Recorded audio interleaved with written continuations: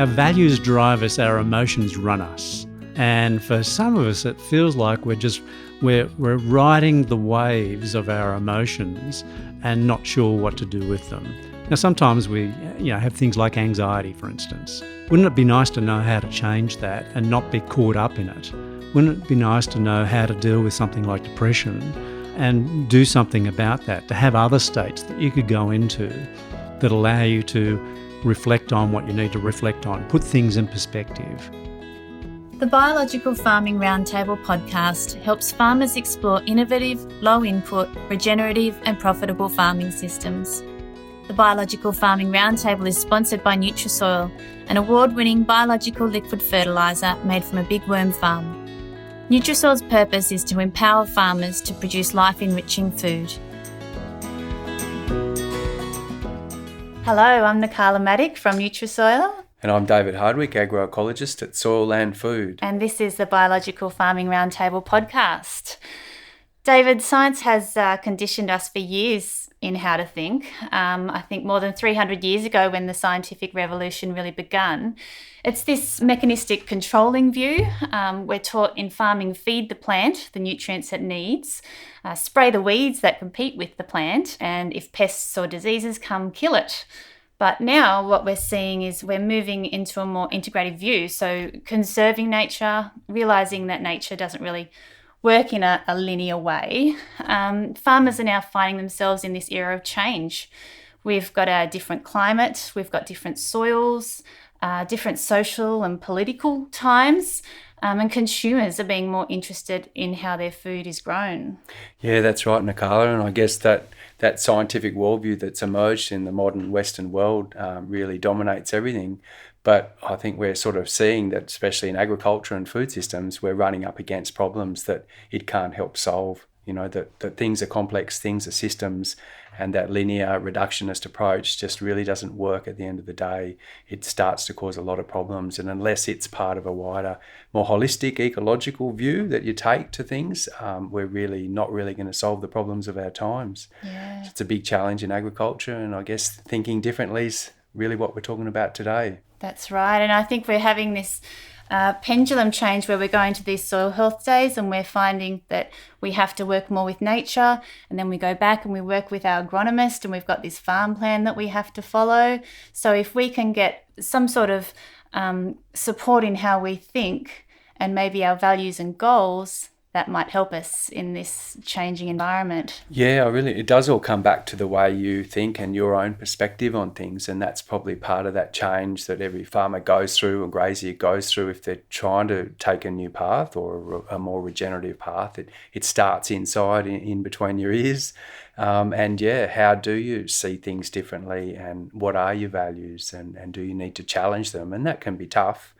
And can require a fair bit of soul searching and really evaluating why you're doing things the way you're doing. Yeah, and not everyone likes to get to that level, but the reality is that you have to get to that level if you really want to do things differently. That's right, and our values, if we're working against our values and we don't know it, sometimes we're in this pain that we don't realise that what that actually is. So if we don't do this deep work with what our values are and how we think and what our perceptions are, we're not going to be living or farming the best that we possibly could be. And not everything's about money. It's also about that inner contentment, and how can you have that inner contentment and satisfaction in life if you're not sort of aligned to what you believe in and clear in those goals and values as well. Yeah. Absolutely. Yeah. So let's find out how we can do this. Yeah, let's peel back and look inside this whole deep question here, and I guess we've got a great guest to help us with that today. Today we're here with Rod Fraser from Business Growth Strategies. Business Growth Strategies is about designing your business for purpose and profitability. Rod works with his partner Ellyn Martin, and they take a holistic approach to helping you build something really special in your business. They work with personal coaching with the business owner or the farm owner or manager, and then building the right team. They work with the team, and then they work on the whole business strategy as a whole. So welcome, Rod. Thanks, Nicola, and thanks, David. No worries. Really nice to be here.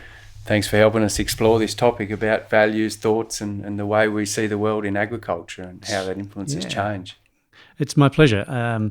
It makes a huge difference when you're able to follow your own inner compass and make decisions according to the things that are really important to you and what you love. So, Rod, how can understanding how our mind works help us make good system decisions or farming decisions in a world beset by really rapid change? Well, it's like, we come into the world and we're given this operating system and no one bothered to give us the manual. And it's really nice when someone takes you through, well, how does the human mind, how does the human heart work together for you to create the outcomes that you have in your life? And so really it can change the game big time. It's pretty complex, the human mind and our emotions and our whole state of being, isn't it? So it's about taking the time to pull that apart and really understand it so you can use it in a better way. Would that be a fair comment, Rod? Yes, it is. And, sometimes we talk about the subconscious, we talk about different parts of the mind. I like to think of it as, well, there's the bit you're conscious of and the bit you're not. And, if you're out in the middle of a football field and it was pitch black, it was the middle of the night, and you had a torch and shone it on the ground, that's your conscious mind. And the rest of it around you is what we call the unconscious. And that's where a lot of stuff's happening. And when you're shown, you do have the ability to tap into that. And it really helps. Yeah, I want to talk about that subconscious mind. But first, David mentioned something before about a state. What is a state? So a state's a combination of things. So think about it this way. You have thoughts, beliefs, and, we don't think in language. You think in pictures, sounds, feelings, smells and tastes, and then we might translate that into language. And so then you combine that with the feelings that you have, the emotional state, if you like. So the mental state, the emotional state, which is supported by a simple thing called breathing. And if you wanted to change your state, change your breathing. It's the easiest way to do it. Or move your body. So take a deep breath, chill out, relax, and that helps reset the brain's state and helps you to make a better decision in that moment. Yeah, or go for a walk, or stand up, start moving, doing something different. Now, if you want a longer change, then obviously we've got to do a bit more work, but it's not with the conscious mind we need to work, it's with the unconscious mind. So what is this unconscious mind? So the unconscious mind is, you think about, well, who runs your heart? Well, you don't think every second, pump, pump, pump, pump. Some part of you is running that. Some part of you is doing all of the chemical changes, the hormonal changes and everything in your body that you need, sitting in the background. How do you know to fall asleep when you fall asleep? How do you know to wake up? All of that is coming from somewhere. Where are all your memories stored? Where are all your experiences? We're time travelers. We're able to think back into the past. We can be in the present. We can think into the future. Where does all that come from? So it's a deeper layer of the mind, if you like, that we can tap into to help us in our daily decisions and our strategic decisions. That's right. When we're farming or running any other business. Yeah. And quite often we think that, our a nice little saying, our values drive us, our emotions run us. And for some of us, it feels like we're riding the waves of our emotions and not sure what to do with them. Now, sometimes we, have things like anxiety, for instance. Wouldn't it be nice to know how to change that and not be caught up in it? Wouldn't it be nice to know how to deal with something like depression and do something about that, to have other states that you could go into that allow you to reflect on what you need to reflect on, put things in perspective. So it's really about managing those, having those emotions, but being able to manage them, not let them manage you, I guess. Rod, would that be a fair comment? Yeah, really well said. And I guess coming back to regenerative agriculture, which is obviously what we're all on about here in the podcast, is, a lot of people are looking to change and they're reflecting on why they're doing what they're doing and how they're doing farming and grazing. And does it, do the values that they feel they have match what they're actually doing? And if not, can they stop, reflect and reset themselves? If you're not living according to what's truly important to you, what you love, and it comes out in our language, I love to, I choose to, I desire to. Once we move into the area of I should or I must or I have to or I've got to, That's not your values. It's somebody else's. It could be society, it could be your community. Something being imposed on you. Yes, very much. It's like, I don't know about you, but when someone says I should do something, my back arcs up. I don't like it very much. But when I'm expressing for myself that it's something I really love to do, like I love coaching people, it just flows. It's really easy to do. When I'm able to do something I love, I can manage my emotional states much better. When I'm doing something that's against my will, if you like, managing your own emotions is much harder. And in fact, we tend to be more volatile with our emotions when it's not ours. Well, how do you work with someone to find their values? Well, let's start with a very simple question, because values are contextual. They can be across your life, and there could be areas of your life that are really important to you. But let's say it's the farm. Let's say, well, what's important in farming for you? And what's important in that? And what else? And what else? And what else? Each answer that you come up with, it'll be something that just pops into your mind. It could be a picture, a sound, it could be internal dialogue, that you get an answer that comes from somewhere. That's part of you speaking to you. The beautiful thing about those answers is they're like doorways that you can walk through and start to explore and find out, well, what is it that truly runs me? Why do I farm?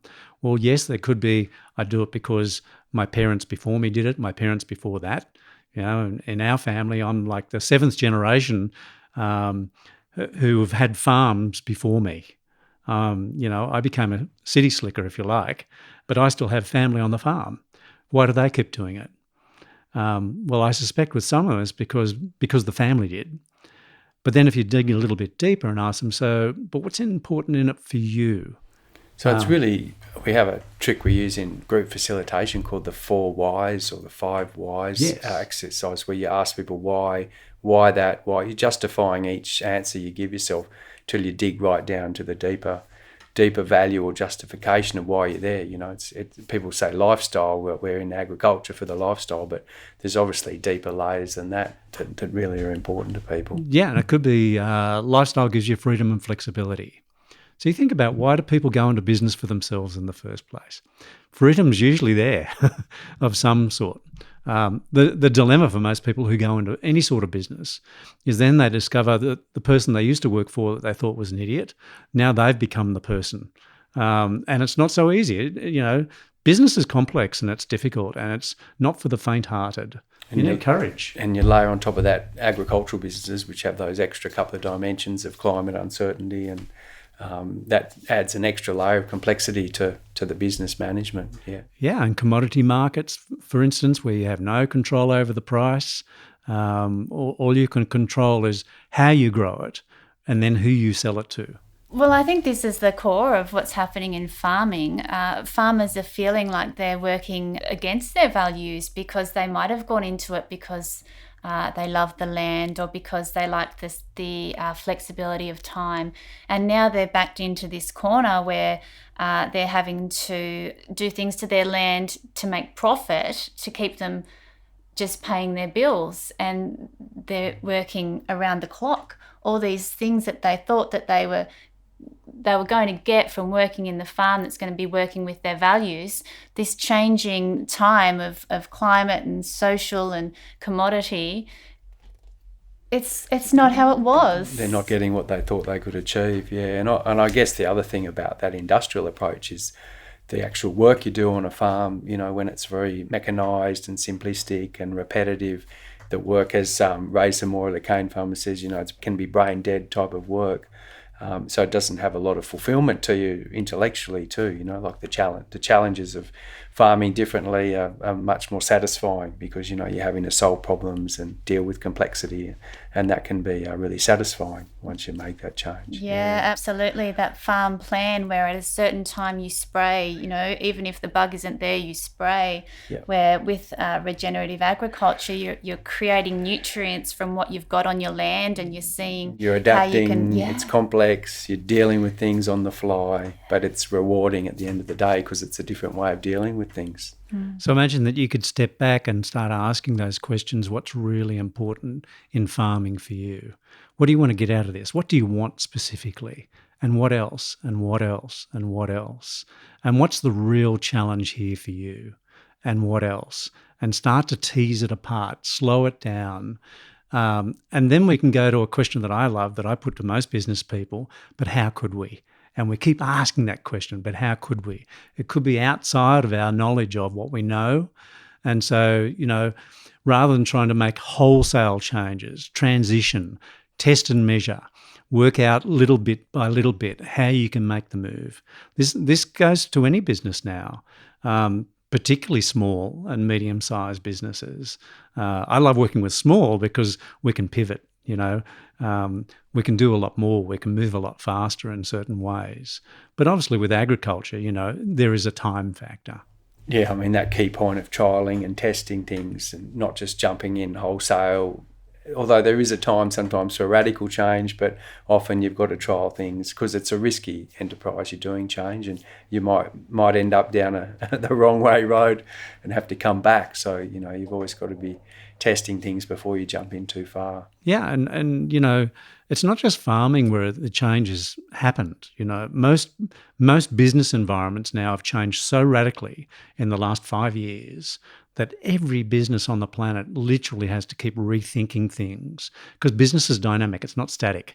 It's not like going to the accountant and looking at once a quarter or once a year. Cash flow happens all the time, or not. Profit and profitability happen all the time. And so how do you create something that's sustainable? And then once it's stable, how do you grow it? Sometimes you have to shrink to grow. You have to consolidate. And so then thinking through, how do we do it on our own? Well, guess what? In business and in life, it's a team sport. You can't do it on your own, not anymore. You need other people around you. And I guess, Nicola, that's why we're saying, regenerative and alternative farming networks springing up where farmers helping farmers and giving each other support in trying to manage this change and take new ways forward. Yeah, because people can't do it on their own, and that's the really important aspect of being part of a social group that support each other. Yeah. Absolutely, and I think that's why we're here doing this podcast. How can we support farmers to get through this stage of change? So one of the big lessons, I guess, Rod, then is make sure you're part of a network that's supportive and that helps you learn and adapt as you go forward. And be with people who can ask you really great questions, who understand not just people, but also business. So you can fully explore, well, where are you now? Where do you want to get to? What are you trying to achieve? What's possible? You can explore all those things over time. But first of all, get your mindset right. Get your heart right. And you've got to be open to new ways. Yes. If you're not open to learning, well, you're not going to take a step forward. As another old friend of mine said, you can learn how to water ski and stand up, but if you ask the boat to slow back down, well, you're just going to go back in the water. You've got to be willing to commit. Yeah. So I guess the opposing force here is really the fact that industrial, scientific or reductionist approach gives you a recipe. It gives you a recipe, and it's a safe, supposedly bulletproof recipe for success in agriculture or farm business. And I think a lot of people realise that recipes don't work in any business, including agriculture. But it is a safe, easy thing to do, follow a recipe, isn't it? So it gives you a sort of false sense of security. Absolutely. Yeah. So how do we break through that fear? Yeah. How do we throw the recipe book out? That's right, yeah. Any tips, Rod? Well, it used to be you could just open a business or go onto a farm and start doing business, and there'd be someone there to buy your product or your service, whatever it was. That's changed. The whole supply-driven world has dried up because there's so much supply of everything. And so now it's flipped 180 degrees, if you like, to being about demand. And so how good are you at identifying the demand that you want to serve? Who's the customer that you really want to serve and you want to deal with? Well, if you know what's in their heart and mind and their values and what drives them and how they make decisions and what sort of experience they want to have, then we can take the guesswork out of your business by getting close to them, getting intimate with them and co-creating with them in your business. But if you're still trying to just perfect your supply, whether it be cattle, sheep, whether it be crops or whatever it is, and then trying to find whoever you want to sell it to, that's a commodity market and it's driven purely by price. and there's been a huge dislocation between price and the cost of producing it. Yeah, those terms of trade have squeezed tightly in the last 40 years, that's for sure, and I think that's pretty common knowledge. So I guess that this is another aspect of this old school thinking, really, is that, you know, if you just make a product and someone will buy it, you just got to get over that mentality. And I think that's at an industry level too. Like if you look at sugarcane, for example, in the sugar industry, it's very much a commodity type industry, and yet, you know, consumers are wanting alternative, more healthy sugar options, bioplastics. There's all of these new aspects for demand for new types of things for the new world, and I guess the sugar industry has to think differently if it wants to meet those demands and survive and thrive. Yeah, and you know, let's face it, it's not easy work to discover who that customer is. It's not easy to discover how they think and what's in their heart and what their values are. It's messy work, but it's incredibly satisfying when you discover who they are. So for Nutrasol, they've discovered who their core customer is. They know the kind of farmer that they want to work. You know, someone who really wants to learn, someone who truly values health and the health of their soils and the health of the food and fibre that they produce, because they care, you know, not only about the land and the soil and what they produce, they also care about their own health, the health of their family, the health of their community, and the health of the consumer. And so their values, you know, health is a really important value. And so it's really easy to talk about stuff when you value it. Yeah, the challenge then is to build the business that allows you to meet those values while still make a dollar. And I guess that's the challenge that guys changing to regenerative agriculture have, is they want to live these different values and restructure their business in a more value-based way, but they've still got to make a dollar. They're still constrained by their environment and often by opposition from either people in their community or someone else that disagrees with them. Yeah, and every business has constraints. And it comes back to that question of, but how could we? What's possible? Let's go and find out. Who else has done something? It's like, well, that's interesting. How did they do that? Let's go and find out. So second golden rule that seems to be coming out here, that first one was, I've forgotten the first one, but this second one is about being open to new ideas and to just brainstorming new ways of doing things, not saying that's not possible and locking things away, saying, look, everything's on the table, let's explore all these options. So I think in farming families, what we come across is that one person wants to change and the dad might not want to change, or the mum might not want to change, or even the kids. So how does a family, I mean, Nutrasol is a family, we're a family business. Absolutely. And we had big struggles at the start to get our values in line. It wasn't because of you, was it? Let's not talk about that, David. How do we work with a family business when everyone's values aren't in line? What do you do, Rod? And so first of all, you've got to discover what each other's values are. So then you can start talking and not either or. And then roll it up. What's something that we all agree on? What's something that we hold to be true amongst us? And start with that and then build out from that. So, you know, just ask that question of each of you. What's important to you in, you know, farming or in our family, in our relationships with each other? It's a great question to start with. And so take the time to really pay attention to each other, to listen to each other. All of you will have wisdom. And then it's just working out what is the collective wisdom. And look, there'll be things you disagree on. And it's like, okay, let's pick it apart and find out what's real and what's fantasy here, what's unreal. And where the common ground is. Always. Start with the common ground, and that's a positive first step. Yeah.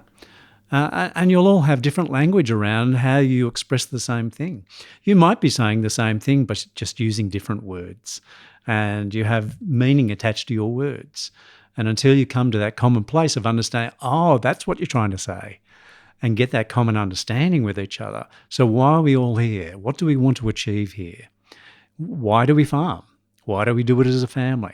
Sounds like a little bit like a succession planning sort of strategy too, isn't it, Nicola? Like where you've really got to get to this deep level of the why, what's driving you, what are your personal values, and then what are your family values. And if you're going to jump into something like changing your whole farm business, you've all got to be in on the team. Otherwise, it probably won't succeed to the extent that you want it to. Absolutely. Yeah. I'm interested, Rod, the way that you work is that you work with the business owner or the business manager. That's your first starting point. Yeah. How do you use that person or get that person to then get everyone working in a value system? So we start with something nice and light. So first of all, we just have a chat and find out, well, where are you at now and where do you want to get to and what are some of the challenges? And start to just tease it apart and work out, well, what's going on here? Most importantly, I want to know, who are you? Because I want to know what drives you. I want to know how you put your energy into the world. Are you what we call an extrovert who makes decisions by, going out and talking to lots of people? Or are you an introvert who goes and gathers information and your energy tends to go in rather than out? Or are you someone who is driven by lots of ideas? Or do you have a great sense of timing? You're more grounded. How do you operate in the world? Well, if you're someone who goes to ideas, if I was going to send you an email, if I didn't capture you with the subject line, you wouldn't even open it. And if I put more than a paragraph in there with a specific action, you'll never read it. Whereas if you're a full-blown introvert like I am, I want detail. I want to know the full story. Now, if there's not a long story, then just tell me what you need to tell me. And it could be we need to get together and chat. But knowing how you roll and what works for you and what doesn't, because what we want to find out is what's your natural flow and what's truly driving you and what's important to you and what are you trying to achieve? Yeah, but these things aren't important, mate. It's just about going out there and milking the cows. Why do you have to worry about all this people stuff? We've just got to, that's the other perspective, isn't it? And that's where agriculture's ended up, is it the people and what you think and what you want and your understanding and all that's pretty much irrelevant because you've got the recipe and that'll get your business over the line. Which is great. And you've got to have people who love farming, but guess what? You've got a business too. Yeah. And so, it's not just one or the other. It's an and going on here. And so there's certain thinking that really is needed for you to be able to build a business that's sustainable, let alone growing, just sustainable in today's dynamic environment. And so, like it or not, if you own or run the farm, you're in charge and you're the one who needs to do regular strategic thinking to drive this thing So forward. you've really got to do the hard yards on the team, on the people in the business and on the value stuff, as well as the hard yards out on the paddock and the machinery. If you don't do both, well, you're not really going to have success. And I think that's pretty similar, Nicola, to good succession planning is the families that succeed in it put that hard yards into the soft stuff, in the mental stuff. Very much. It's like this this thing about hiring for skills. Well, guess what? You hire a whole person and you get all of their emotions and you get their life story coming with them. And if you are going to hire someone, you want to get a right fit. You want someone with a value set and with beliefs that align with your business and with your team, who's going to slot into the team in such a way that you're not hiring individuals, you're hiring a team. You want the team to function at their best, to be on fire, to be driving the business with you, not just you sort of dragging a bunch of people along who do stuff. Yeah, I've just finished reading a book called The Intelligence Trap, and they talk exactly about that, about how, if you're hiring people just on their technical skills, the team often fails, whereas if you hire someone on their ability to work with other people or their social intelligence, those type of businesses and teams usually are much more high performing and get better outcomes. They'll always outperform a group of tech heads that can't work together. A very linear driven type business, it's where really what you're hiring is one people armies. And they can't succeed. It's not possible for them. So how do you get people into a rhythm that they work together in such a way that they're regularly stepping back and going, okay, what's working and what's not? What do we need to do that's different? I'm still intrigued by you working with this leader and the example that you gave before about the dairy farmer saying, that's not how we work, we don't need that, we've got this plan. This is what I'm seeing when I'm going out onto farms is the dad or the granddad they've been in this prescription for so long, they've become so inflexible. They kind of know it, they just don't know how to get out of that inflexibility. How to make that first step to That's change. That's right. And they open want up. to, Yeah. but it's not. They're just so. Yeah, the pattern's been built into them over many years of surviving, and they've brought up their family through that pattern. So they've survived through droughts and floods, and so they know it's worked in the past. Yeah, but it may not be the right strategy now. But how do they break out of that? And that's the big challenge, I guess, in change, in extension and rural change management. We have this term called the triggering event.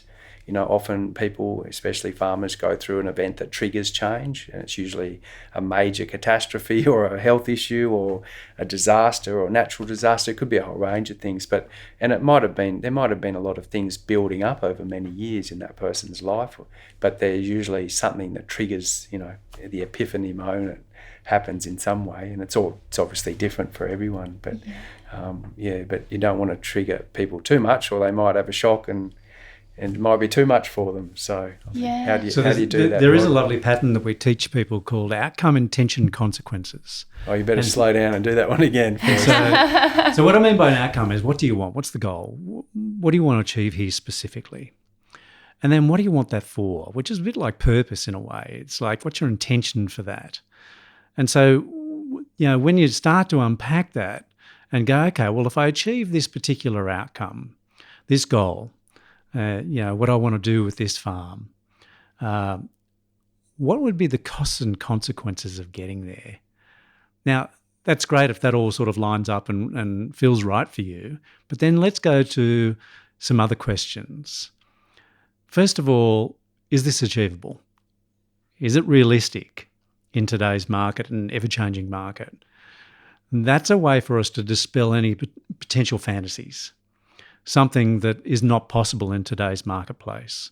So it means we can start to explore things. Do you have influence over this? Well, in a lot of cases, no. Well, what bit do you have influence over? Do you have the resources to achieve this particular outcome? Maybe yes, maybe no. Do you know specifically what you want? Well, let's keep going until you do. Let's really unpack the consequences big time. So we're trying to, obviously there's emotion involved, and as you know, Rod, a lot of people don't always make decision on rationality alone. No, a lot of people make decision on emotion and values more than rationality, and there's no wrong or right in any of that. It's just how people think and decide. But I guess we're at the point where when people want to go through that thinking process of making change, what you're describing is, clarify those goals and where you want to go to, and then throw some cold buckets of water of reality over the top of that. Okay, is the climate, is the markets, is this thing realistic, to help you think through how realistic it is to get what you think you want. Yeah, and sometimes we just go to the numbers. Yeah. And so I did this with a farmer last week. Sat down with him, and for quite some time, like, he loves farming. He doesn't really love the business bit. He does it because he has to. And like most farmers, he doesn't have enough people working with him. He can't afford them. He's been feeding every day for the last couple of years. Water's been a real issue, so costs have skyrocketed, had to take out more loans. Well, there's only so much road at the end of the day. And so we just looked at, okay, could you ever get out of debt? And we just started to unpack it. And what does the current business look like? How much money do you need to at least be break even plus 10%? So you've got your head above water. What is the capacity of this particular farm? What could it be? Well, is that enough? Well, no, never get out of debt in this case. It's like, okay, well, let's look at some opportunities for how could you farm without the debt? And we start to ask the question, but how could we? And we think we've come up with a formula. Now we're going to go out and test it. Yeah. But you have to go through that process of really thinking hard and reflecting on why you're doing what you're doing. And at some point that's quite challenging, because obviously that farmer is, been willing to face the situation and have a good cold hard look at it. But unless you do that, you can never really start to do a major change in your situation, really. And then we can ask the values questions again. What's really important in this for you? And it's like, well, part of that's not realistic. So let's go to realistic and now ask the question, what's important in that? And start to explore, well, are your values going to be fulfilled still? Yes, you might not be able to be on your father's farm, but we can still farm. We can still own the stock. So you could still achieve most of things. Well, guess what? You could also get a whole bunch of things that you've had to sacrifice that are truly important to you, like relationship, like being involved in exciting projects because you just don't have time. I'd like to move on now to our thought processes, Rod. They say that our mind can't distinguish a thought from a fact. Could you expand on that for us? Yeah, so it's like, when we see something in the world, as opposed to seeing it in our mind doesn't necessarily perceive the difference. And all it means is that, for most people, we know something's external to us and something's internal to us. But for the mind, if it's well imagined, it's just as real for you. It has just as much an impact on your emotions, on your state, on your thinking, as something that you perceive out in the world. Now, we could be standing beside each other and we both see something happen. But what you saw and what I saw is completely different. Because according to my values and my identity and my beliefs and the way I see the world and the meaning I attach to it will be different to yours. So we could be reporting something to the police about what we saw and they'd be looking at both of us and going, were you in the same place at the same time? Well, I guess that gets even more tricky when you talk about science and abstract concepts and facts about how nature works or how soils work or how plants grow and all of that. And a lot of that's abstract or things that you can't see in front of you on a day-to-day basis. And yet, so you can get these different entrenched views of what's factual and what's not fact. And something might be a partial perspective and someone else has a different part of the perspective, but they both can't see the full picture. And that's often what happens, when we get this regenerative agriculture butting up against scientific ag is going back to what's a fact and what's truth. Absolutely. And are we all seeing the whole picture or are we all just seeing parts of the elephant? Yeah. Like a scientist will actually, they'll do their studies and then they'll look at the numbers and then they'll be able to say, well, this is a fact. And then if you zoom out, like which Rod keeps teaching me to zoom out. The broader context of things. Is that really a fact? Yeah. Is that really how it's going to happen in the paddock? Yeah. If you've done it in this one paddock with the history of that paddock, will that happen in another paddock, in another climate? Yeah. So I guess the good agricultural science is really, when it's done well, it takes into account that contextual differences and if it doesn't, then it's usually poor science, I guess, in any field. But I guess, this is the challenge, is how to zoom in and out. And that's really, for me, is a key part of ecological thinking, is what we call thinking at different scales and being able to think from big scale to small scale and jump between the two. And it's a key foundational skill in ecological thinking. If you talk to ecologist scales, 101 ecology.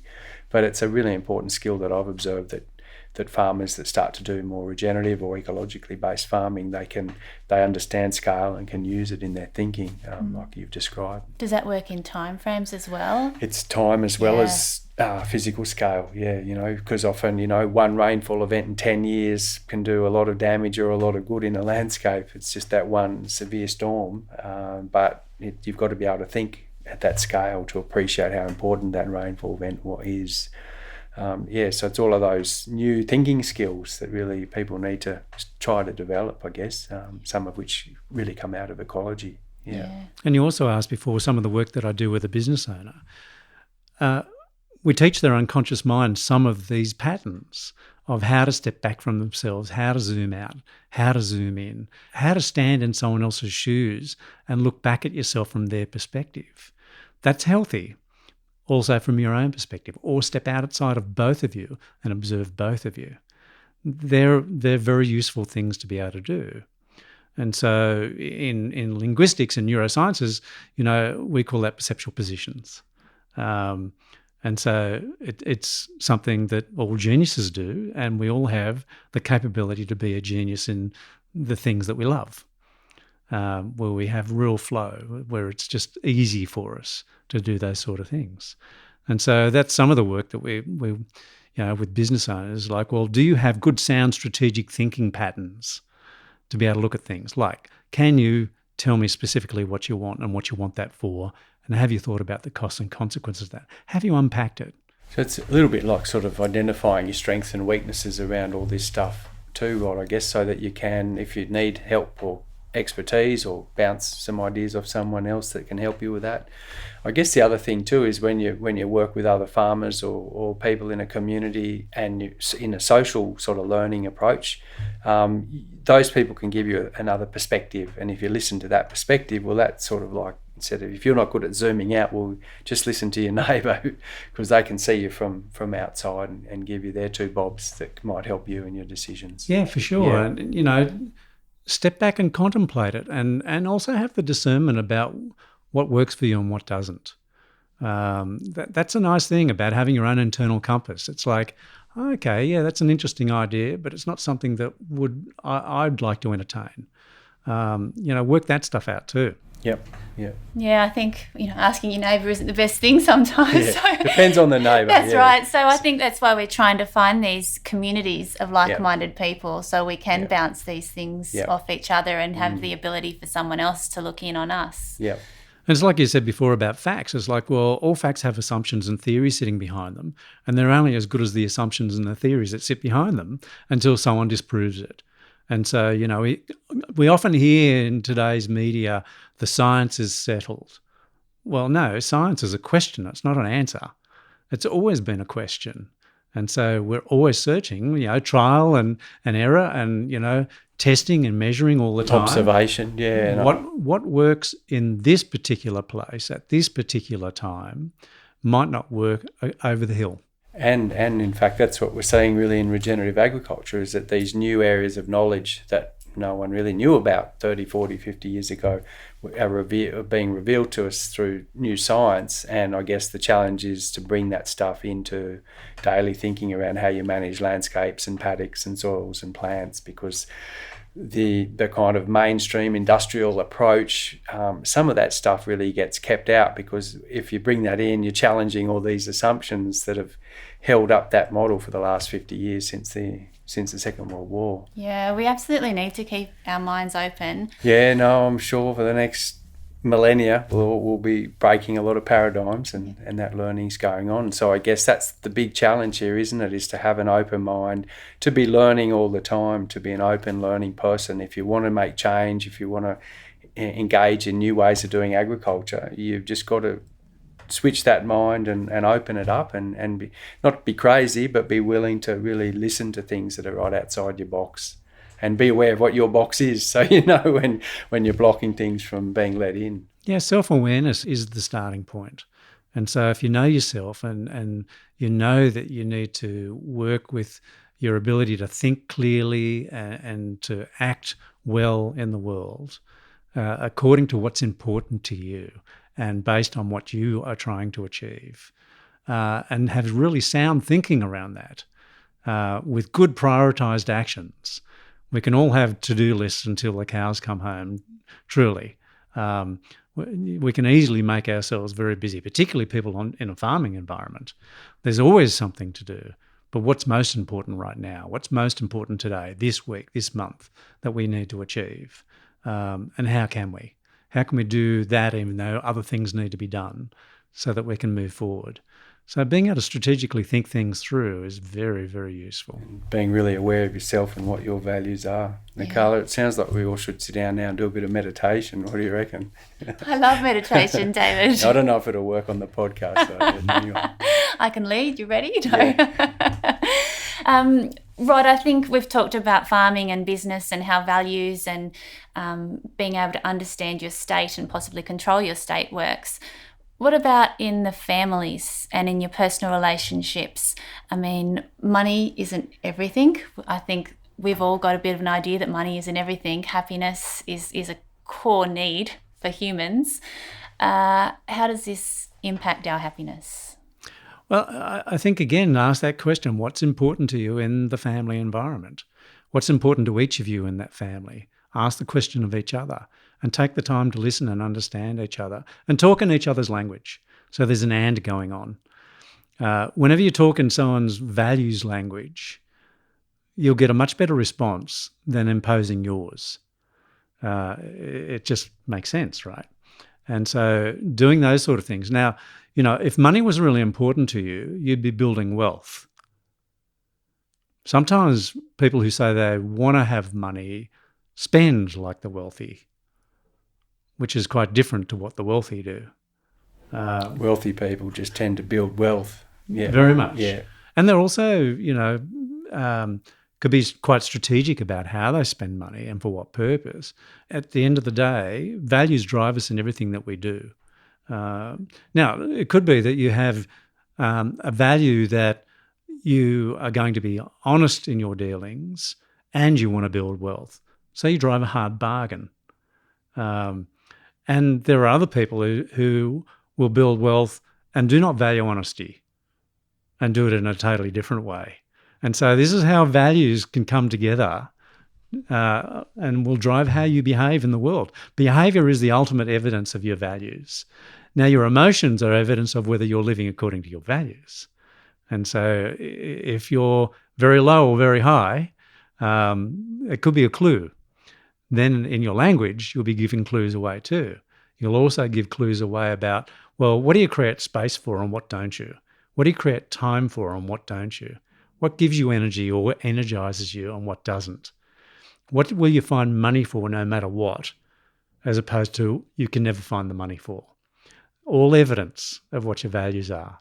And I guess that's really the regenerative agriculture movement, Nicola, is it's looking at, it's trying to find these values or express these values apart from money and just profit in agriculture, the family values and looking after the planet and the environmental values, all of those other values, which somehow have been a bit lost in modern agriculture. But there's a lot of people very keen to have them in the mix, front and centre. And I think maybe that's what's underpinning a lot of the regenerative agriculture community, and that's been expressed now through in various ways. Absolutely, yeah. Look, they say the best way to predict your future is to create it. Rod, what can farmers get help to access, or how can they get these type of tools? Can they work with you? Where other places can they go? Look, they can certainly contact me through Nutrisoil or directly, and we can make those details available. Happy to talk to anyone, really. And just not after 10 o'clock at night. Yeah, no, that's past my bedtime.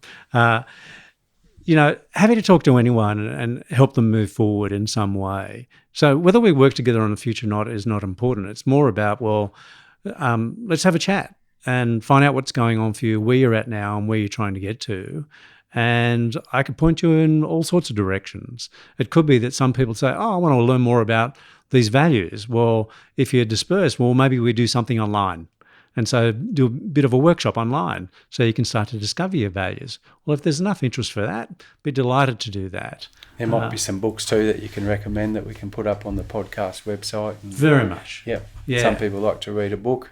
Or might be some other podcasts, not quite as good as ours, but you never know. There's lots of fabulous stuff out there. There really is. When you start to look for it and pay attention to it, there's lots of great material. You've got some great blogs on your website I was reading earlier as well. Yeah. Yeah. So, I've written those over a few years.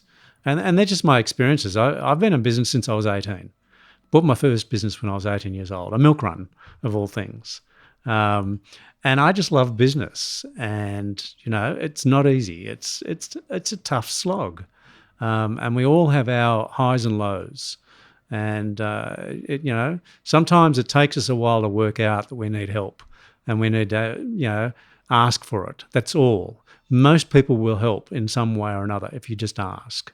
No, great. It's been great to investigate the soft, deep stuff today, Nicola, on the podcast. It's really important to all of us, and especially whether we're farming or doing anything else, just being aware of our values and why we're doing what we're doing, what makes us happy. I mean, otherwise, what are we here for? Absolutely, so important. And thanks very much, Rod. We've really enjoyed your input. Pleasure. Please follow the Biological Farming Roundtable podcast. Share it with your friends and networks. I'm Nicola Maddock and I work at Nutrisoil, a liquid biological fertiliser made from a big worm farm whose purpose is to empower farmers to produce life-enriching food.